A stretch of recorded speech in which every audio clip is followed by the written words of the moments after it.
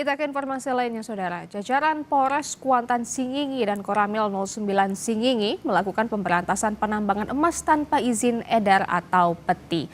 Sejak awal Januari 2026, Polda Riau menindak 210 TKP dan memusnahkan 300 rakit pendulang emas.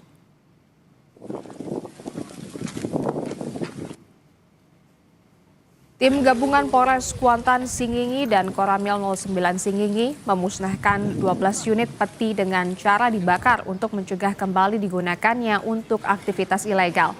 Tim gabungan menertibkan penambangan emas tanpa izin atau peti di Desa Tanjung Pauh, Kecamatan Singingi Hilir, Kabupaten Kuantan Singingi, Riau.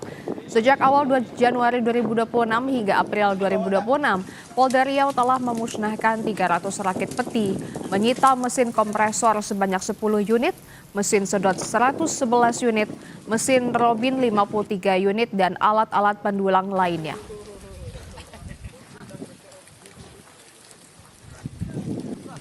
Ditemukan sebanyak 12 rakitan ya, artinya rakit yang memang sudah tidak berfungsi, artinya memang tidak ada aktivitas, tetapi langsung dilakukan pembakaran atau pemusnahan barang bukti tersebut.